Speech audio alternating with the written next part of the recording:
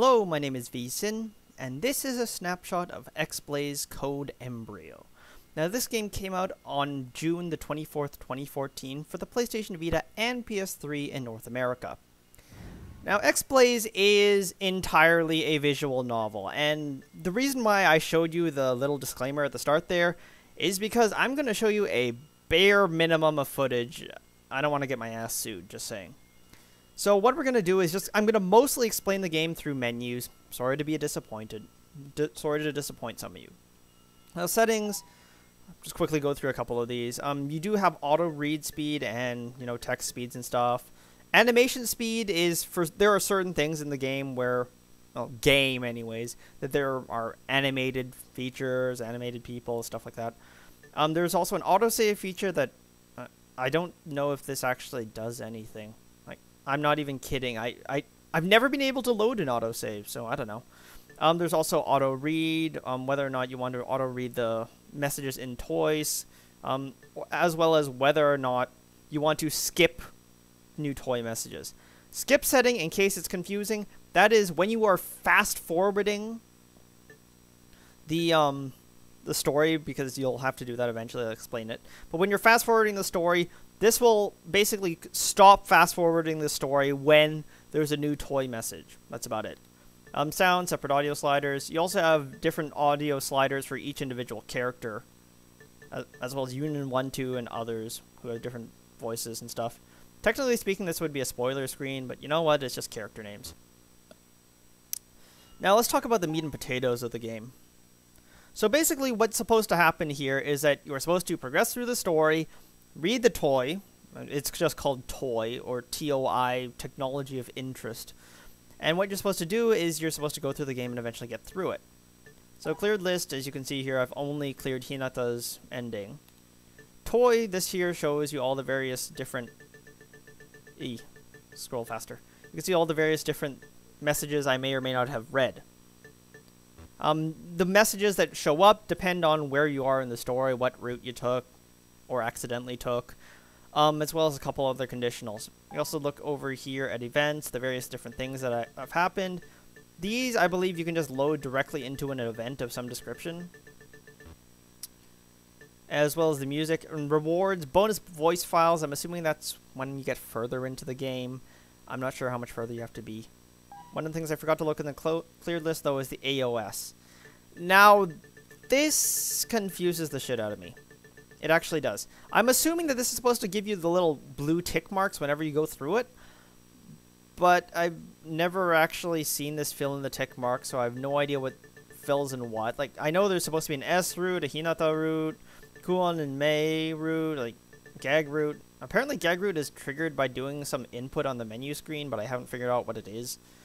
And stuff like that. You're supposed to go through all these various different routes through selecting different toy elements. Alright, so let's just start. I'm just going to hit start.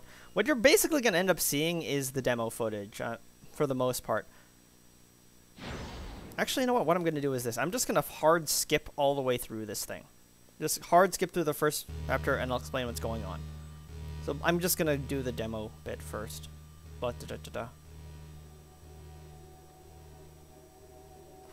L is auto. R...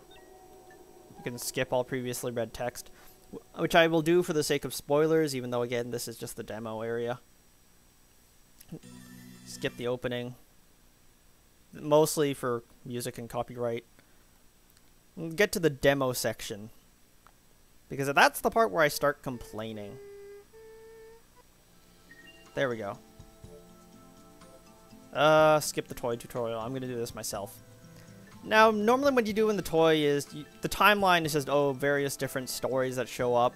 You can also look up your profile. This changes throughout the story and shows you stuff. Yay. And what you're supposed to do with the toy system is you're supposed to look at these unread things. Some of them do absolutely nothing, like these ones. These two at the bottom. The one at the top will trigger a toy event. The toy event is basically something extra happens. So you can see in this case, someone was killed. Like, that's interesting, and that'll trigger... That means that, okay, this one will create an event. Now, what you can also see is that there is read by. Read by doesn't show up at the start at least not at the start, since you can see now it's read by your character.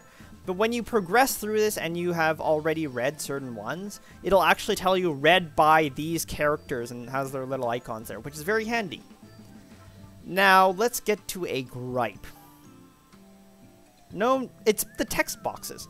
Look down here. Now this, I actually prepared an image for this like a month ago, but I'm just going to overlay it now instead. This is the comparison between the English version and the Japanese version. And my gripe here is that this comment section doesn't technically serve as something very important, but it does create a lot of context for the story. And my complaint is the formatting. You just look at the English version, it's like a great big blob of text. Like, it kind of blends in together and you have to spend time sorting out the lines. Whereas you look in the Japanese text, it is clearly split up. Like, you can see, okay, there is the randomized hash with brackets around it. Okay, you can see where the start of the line is. It makes it very clear when some person is responding to some other person. And, like for example, you can see here, number 4 is supposed to be responding to number 3. You can tell in the Japanese version. In the English version, it sort of just blends together. Yes, this actually matters. This is a visual novel. Your text formatting should be good. If it is not good, then unfortunately you are not doing a good job of your visual novel when you're reading so much. Especially since you're forced to read, since very few of the people buying the English version are going to understand the Japanese audio. Which there is a ton of, by the way. Either way, that's my main gripe. Overall, though, it's still the entire toy formatting. It's like, again, you just look at the top of that. It's one big blah. They really needed to do a bit better formatting here, so it didn't blend together in one gigantic block of text. Either way, after that, you read toy. And just skip through this real quick. And you can see here, it's like, oh, in one story, it claimed that blah, blah, blah. And I'm going to skip. And basically, well, there isn't too much else to say about the game without spoiling everything. The story is basically, ooh, normal high school guy gets thrown into an unusual situation. Crazy stuff happens, a harem develops. Well, it's not really a harem because no one's actually after his dick, but it's basically a harem. And then, blah, blah, blah, crazy event, save the world. That's my best summary of it. Overall, though, I would have to get into a second gripe, and it's the reason why I'm trying to fast forward through this. I'll just talk over it. I think this takes about 10 minutes to get through. I'm just going to talk over it. My main gripe is the way that the game mechanics work. Because normally I'd say, okay, the toy, you pick a toy, it decides whether or not it wants to trigger. And then if you pick something, it triggers. If you don't pick something, that it doesn't trigger. And then, you know, my idea was that the story would organically flow around the toy system. It's like, okay. It's like, I read about this thing, people are now talking about it. I didn't read about it, people are not talking about it because I didn't know this thing, that thing didn't happen. And that is technically what happens.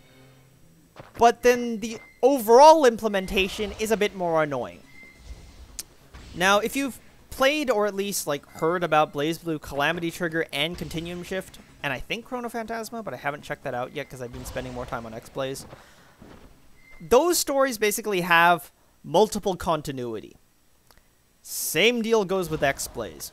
Like, the first time you play the game, if you like aren't looking up a guide, you are immediately going to run into a bad ending at Chapter 6. Like, you will just instantly hit a brick wall. It's like, GG, we end the game. And you're sitting there going, well, fuck, what do I do? And so you're forced to go through the entire game again, in this fast-forwarded state, admittedly. And then look up, okay, this toy, I've done this toy, this toy, this toy, this toy, this toy, this toy, this toy, this toy. Okay, this one is a new trigger, blah, blah, blah, blah, blah, blah, blah, blah, blah. And then eventually, after spamming your way through the storyline over and over and over and over again, you finally get past the cock block, and they get to another ending. In this case, I managed to get to the end of the Hinata ending by just reading everything. I'm assuming that you're supposed to read some things and not read some other things, and eventually you'll get different endings. I'd probably have to look up a guide, but I'm too lazy to figure that out. But the problem I have with it there is that you have, because you don't really know what elements you're supposed to add and remove, you end up sitting through this, well, stuff for a very fucking long time. Again, I haven't even touched my Vita again. I'm just yelling at a screen right now. And, like, I just had to sit through this, waste, like, 5 minutes. It's like, oh, you can just jump to a scene. You can load a different save file. Yeah, but what if your missing or not missing toy is in one of the earlier scenes and you need a combination of this, that, and the other? And again, maybe I could be wrong. You could look up a guide. But if you're going into this blind, it is completely unfun.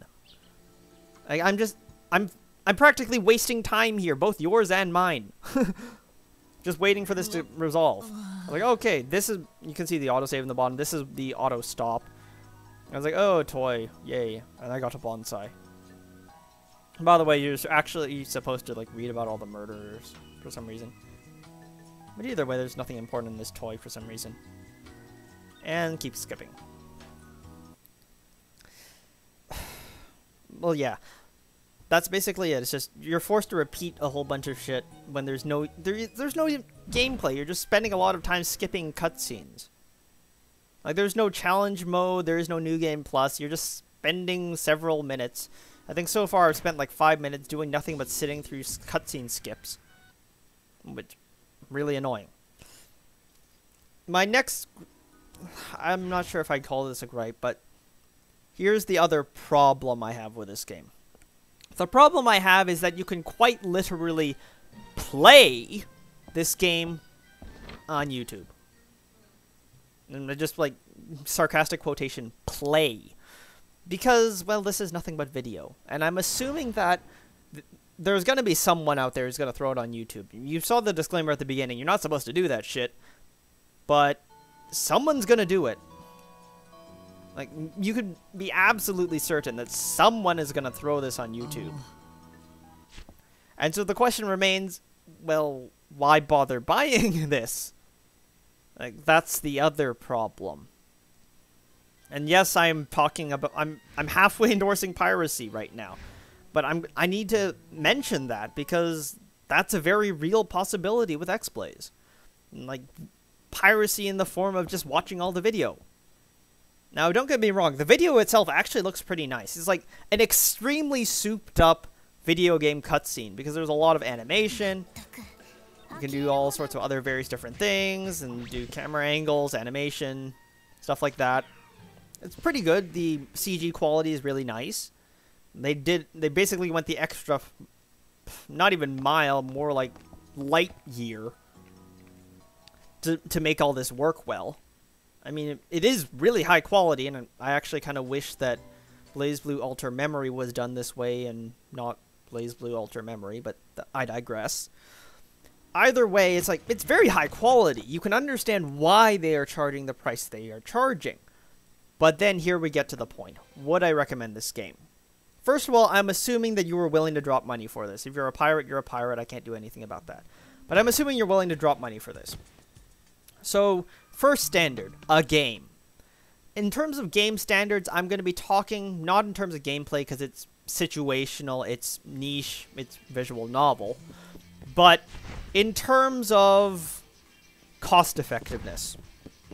Okay, my first playthrough, I spent it mostly just reading the text, skipping most of the audio. Took me about 5 hours with a little bit of trial and error to get to the first Hinata's ending.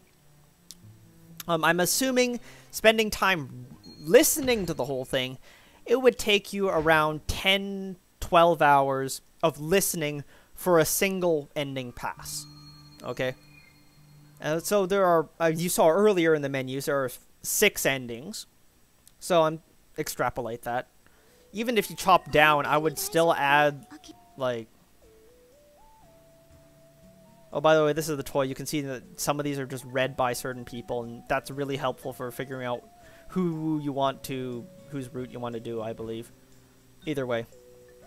But overall, if you just, like, extrapolate the extra endings, even if you chop off, say, the first 7 hours, you've got, like, 20, 30 hours of gameplay in here.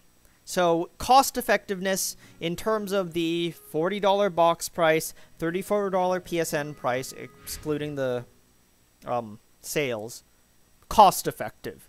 If you're interested, go ahead and buy it. It is worth your time.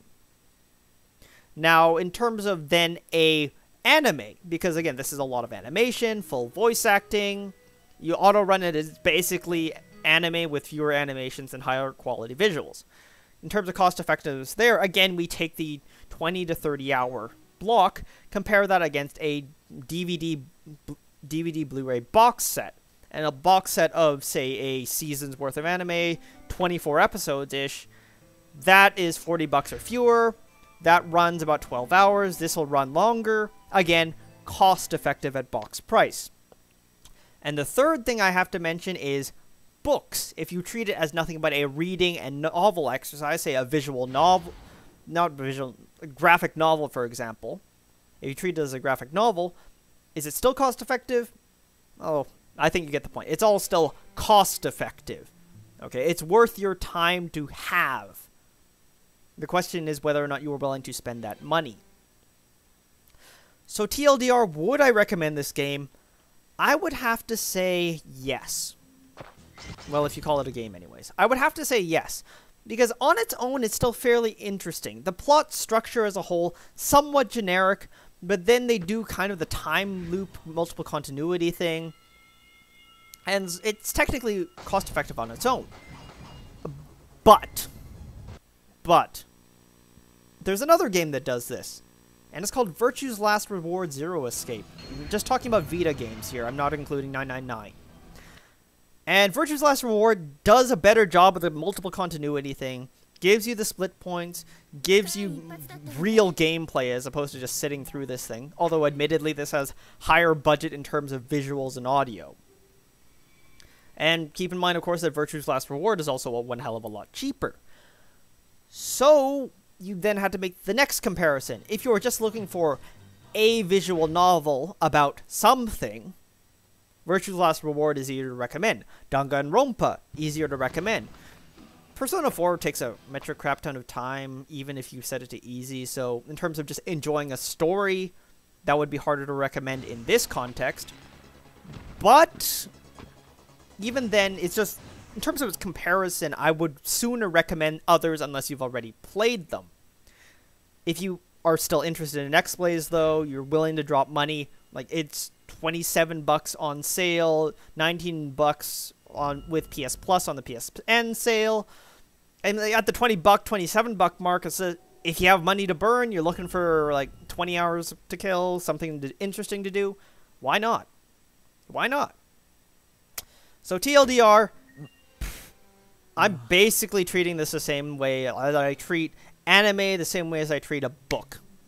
If you treat it in that respect, it is a cost-effective purchase that is worth your time. It is good, but it is not a game. My name is Bean Vison. Thanks for watching.